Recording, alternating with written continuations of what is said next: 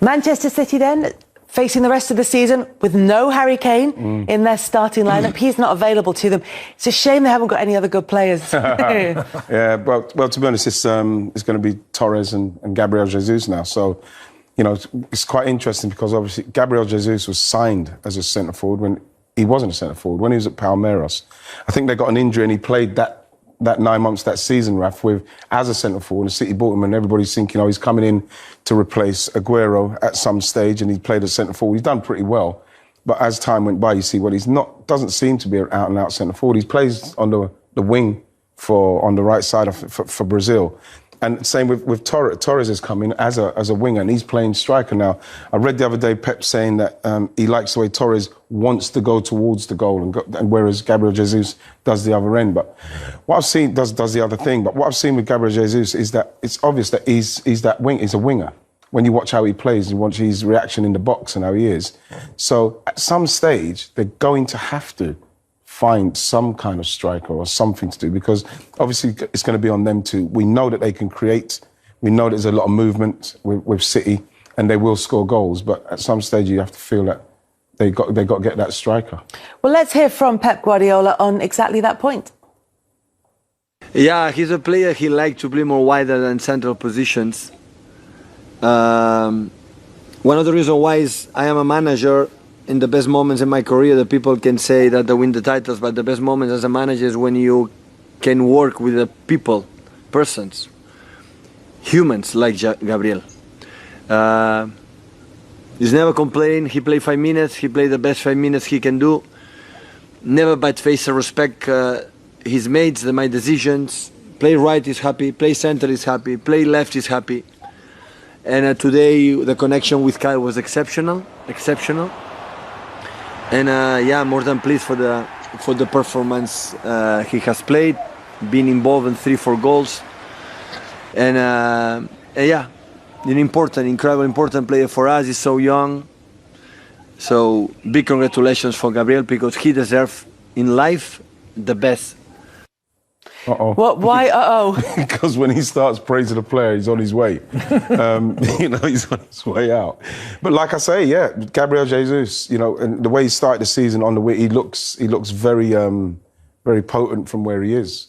And they have to hope that Torres, if he's going to play down the centre, can deliver the goals, which I have to say, the calibre of player he is, you know, he probably will score the goals, but he's not that out-and-out player. But we'll see how it goes, because City are so good. They've got so much going on in that front area that they're going to create chances. Yeah, they've not struggled to score goals, it has to be said, without having that focal point, without having Sergio Aguero starting most of the games last season. But what do you think in terms of what they do going forward for this season, having been so determined to get Harry Kane, or having planned to get Harry Kane? What do they do now? Just go about what they did last season, you'd have to say. As Wright was saying there, probably Torres and Gabriel Jesus are going to have to kind of share the load. Sterling would have to step up again this season, get the goals. Mahrez. So I think they have got enough in terms of attacking areas that maybe, again, they'll be able to get away of not having an out-and-out Aguero or Dzeko or Negredo, because at one stage they seem to have 4 or 5 very, very good centre forwards. So, but they create that many opportunities, and the movement, the way they kind of interchange. De Bruyne can go and play a false number 9.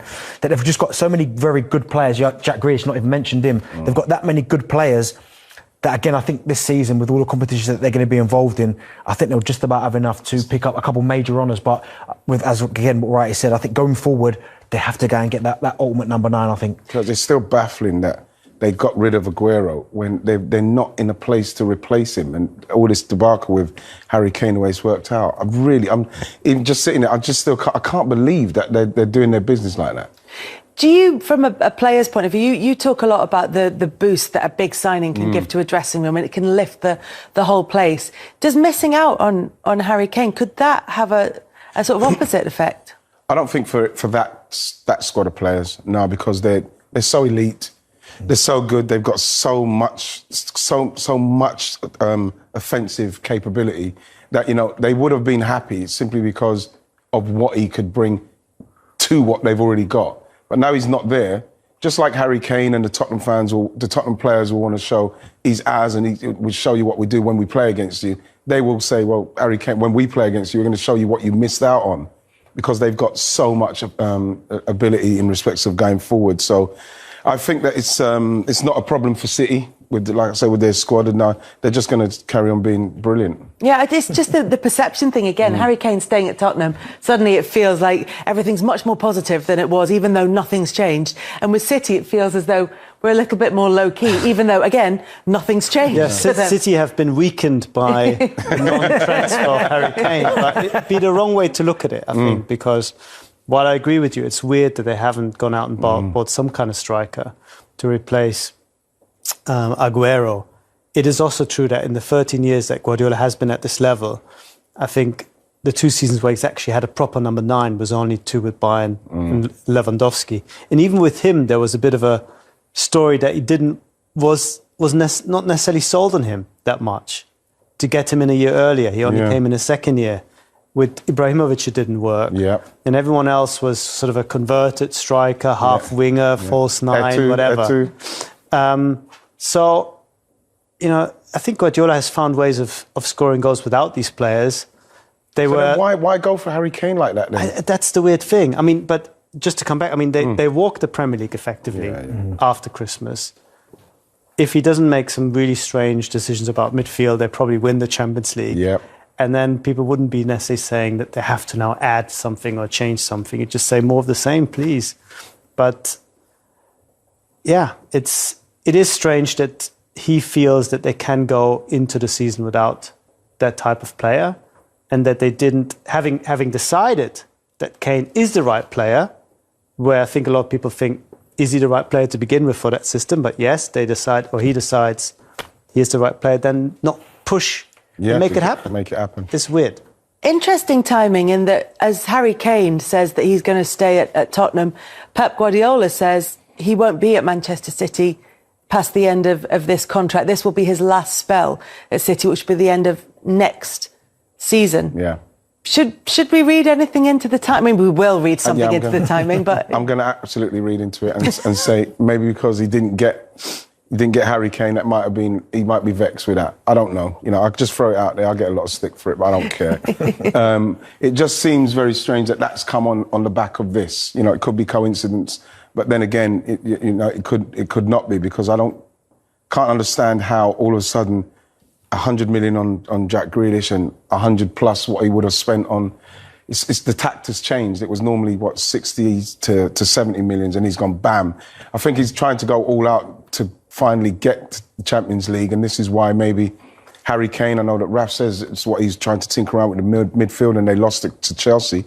But with Harry Kane in the team, they're winning games. They're winning games, certain games that they maybe wouldn't have won. And I think that he is the difference in those big games. That striker that's in there when they're making these chances, to take the chances. And I think that is what he was searching for now. He wants to get it. Because if he doesn't win the Champions League at Manchester City, everybody will say, and rightly for me, I don't care what anyone says, with the money that's spent, with the players that you've got, you should be winning the Premier League. You should be winning it. I know that the other teams are competing and doing what they're doing, but with that amount of players in your squad, top players in your squad, you should be doing it. The Champions League is what he'll be measured on. And if he doesn't win it, the people will give him stick. But interesting thing is now, is this the end of the story, or is there a backup? Because Chelsea wanted a number 9. They talked to Haaland. They were very keen on him. They figured out mid-July it's not going to happen. Went to Lukaku, got it done. Is this the same story, or was it not so much the position that the player that Pep really wanted? And he said, if it's not Kane, it's no one. Like he said famously at Bayern, he said, Thiago or no one. And they got him Thiago in his first year. That's going to be interesting, because they still have time, and it's a buyer's market. Okay, maybe not at the very highest level, but if you want to find a centre forward that's going to score goals for you, I think you'll find one with City's money. Yeah. Do you know, there doesn't even really have to be for Manchester City with the players that you spoke about. Like, I get he wanted Kane, but it doesn't even have to be that top centre forward. Like, I think they would have been equally as effective with someone like Danny Ings, for instance. You put Danny Ings in that squad with the players around him, Grealish, De Bruyne, he will score you goals. You know, he could be the difference in taking you past the Champions League. So I just think it is maybe him throwing his toys at the pram a little bit in terms of he wanted Kane, them not producing it. But I still think, as you said, Manchester City will be fine, because they've got 6 or 7 players in them attacking areas, and that is just ridiculous to have that much talent. That will you'll get past in terms of not having a centre forward, because even if they all chipped in with 5 to 10 goals. That's an awful lot amount of goals. That is still dominating English domestic football. Yeah, but it's so interesting that the timing, like you say, of Pep Guardiola saying he's not going to be staying past then. Newest is at the end of the story in terms of City going for a striker. But the club as it is has been built, first of all, to attract Pep Guardiola, and then everything is set up to make him feel comfortable and to give him every opportunity for success there. Trying to fill that space with someone who is not Pep Guardiola is going to be really difficult. It is. I mean, the way I read those comments, it didn't sound to me as categorical. It didn't sound to me as if I'm definitely off. It sounded more like after 7 years, it'll be 7 years then. That the position that we are in is not where we want to be, and we should not accept it, and we should not use too many excuses to justify where we are. And just try to use the moment and the challenge ahead of us as an opportunity, and take it and encourage everybody around you to have the same mentality, the same energy, and things will turn around. We've done a lot of work. We are under difficult circumstances at the moment, but we need everybody together, and the spirit to be fair around here, the togetherness that we have around the team, and even with the Bonner ownership is really strong. But we need to give our fans and probably the outside world some encouragement, and that's only given with results. And you can put as many caveats on the result last night as you want, the fact that it's the EFL Cup, that it wasn't a full string side, that the level of opposition wasn't Premier League opposition. But that's got to go some way towards lifting the mood, doesn't it? Well, it does, and and young players, a lot of young players at the place as well. And, you know, there's different, you know, Ramsdale coming in, you know, playing out from the back is something that he wants. Ødegaard coming in, playing in the midfield who can turn and is comfortable on the ball. That kind of activates other players. We haven't had that. We didn't have that. We haven't had that up to this point. Because obviously Bernd Leno's not great in that respect. There's no one in the midfield who can play how maybe Martin Ødegaard can receive the ball and play. And so that's going to change. Lacazette's going to come back. Aubameyang's going to come back. You know, obviously Partey's going to come back. I think Sambi Lokonga looks very promising. Saka's like starting to get to his form. So, of course, you know, the first two results weren't very good, and I thought Chelsea was very bad. There was I didn't see what he was doing. The press wasn't great. You know, defensively, the pivot weren't good. You know, it wasn't protecting the defence. It was very easy for Chelsea. And I thought that beating West Brom would just be a nice welcome change to the dourness around the place at the moment, because it's very down. Everybody's down. When we're going to win? Oh no, we got Manchester City next, who we've not beaten. You know, I think we got a point off them in 2016, not beating them since 2015. It's a team that, like, when Arsenal roll up, it's like almost a guaranteed 3 points for them. And what are we going to do to try and affect City and affect City in a negative way so as we can hurt them? Because we didn't hurt Chelsea at all. We didn't really hurt a Brentford side that we should have done better against, and a Chelsea side that we should have tried to do more to stop them being as potent as they were. And it's coming against City. You know, with those players coming back may help. It may give, and the result may help in giving a little bit more confidence to the team. Yeah, what do they need to do against Manchester City? They're going to have to get on the offensive, I think, first and foremost. Got to turn. I don't think you can play football against Manchester City, because if you try and play the kind of Manchester City way, you're going to get unstuck. But I think you need to go a bit more direct. Now, we saw Aubameyang yesterday running in behind, scoring a hat-trick. I know it's against West Brom, but that will give him massive confidence, because being a centre-forward, it doesn't matter who you score against, it just gives you confidence, it breeds confidence. And getting a hat-trick, he'll be going into this game against Manchester City feeling, I'll be able to score again, I'll get another goal. So it's about just turning and making them face around goal Manchester City. But you've got to be effective, because we know if you try and play in front of Manchester City, they're so good in the press, they win the ball high up, and before you know it, they're at your back four. But if you just keep rolling it in behind, likes of Saka running in behind, Pepe, Aubameyang, that's a lot of pace there. That might just make Manchester City retreat a little bit, and then you can start to play your football. So I think it can't be predictable against Manchester City, because they're far good of a team that you feel you can just play football and you're going to outpass them, because you're not. You've just got to use your strengths, and Arsenal's strengths right now is the pace. Ødegaard getting on the half turn, Smith Rowe, and every time someone makes the run, just play it. And I think that's where you can hurt Manchester City. I think what you said also goes to the heart of the problem of Arteta, because you have certain strengths in this team and you have a coach's vision, and I don't think these two things align. Match up, yeah. The strength is the pace, the strength is being direct, the strength, I think, is probably playing on the counter. And when he came in, when he had to steady the ship after Unai. Unai Emery, he played a slightly more pragmatic style and tried to be a bit more careful, and it worked for Arsenal to a certain extent. They won the cup that way. Yeah. Now was the time for his vision to fully sort of emerging and being fully formed. And you see that there's this kind of disconnect between what he wants to do and what he perhaps feels he can do with his team. Because I completely agree. I mean, you look at what Spurs did to City, you have to play that way. You have to make sure that you channel the direction of the attack in a certain way, try to give Mendy the ball, not be on the other side, and then hit them on the break. Have the plan, But if you want to play, if you want to have possession, if you want to be a mini City, it's not going to work. That's where Arsenal are at the moment. You just feel, where's the combination? Where's the alignment between what Arteta ultimately wants to be and what this team can deliver? For me, that's why playing to the strength. For me, Aubameyang down the centre with people like Saka, Smith Rowe and Erdegaard trying to feed him. Everything you look at when you watch Aubameyang and the way he's played at Dortmund, all his goals what he scored was him coming onto things in the box, arriving in the box, not out on the wing, crossing balls. He's in there because that's where he is most dangerous. Arsenal, for me, haven't catered for that.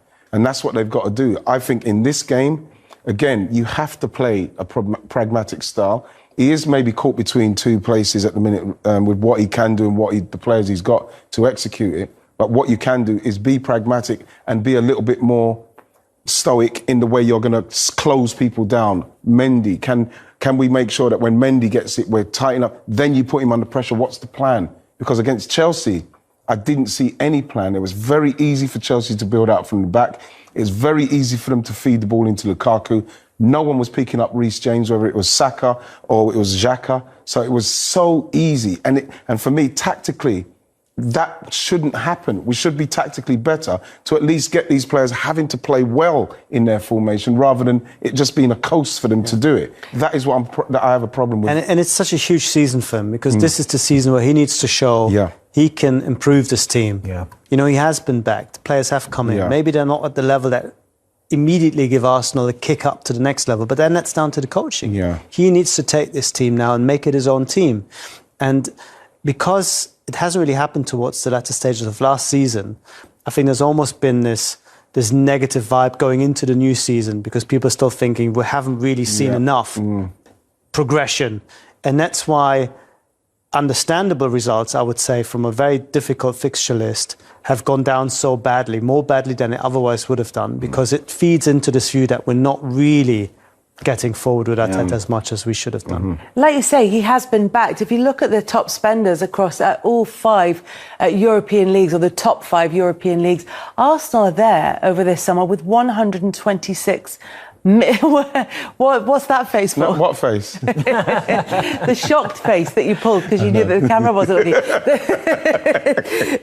Look, as Rafa said, they have been backed, or he has been backed, Mikel Arteta. Should he be... Very difficult to talk about for all the reasons you've explained, which is that the players that they have seem suited to one style of play. Arteta seems to want to play in another way, so it all gets a bit confusing. Should they be closer to Arteta's vision, having spent money? I think so, but then again, you buy the players, and the players what he's got now are the players that he's wanted.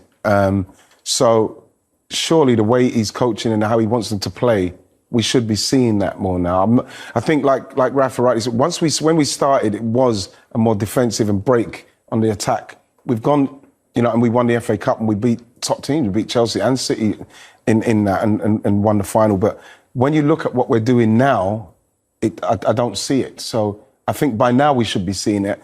And when you're looking at that amount of money, surely you've got to be seeing it. Now, you can say whatever you want about the actual personnel he spent the money on, whether this one's worth it or that one's worth it. It doesn't make it. I'm not bothered about that. He's been given the capability to buy what he wants, and we're still at the moment not seeing it. So you're hoping, like with someone like Ben White, who I really like. Of course, he's paid them that much money for a player that he believes is going to help him with what he wants to do. He does pass out very well from the back, diagonal, whatever it is. He's got pace, what we haven't had before.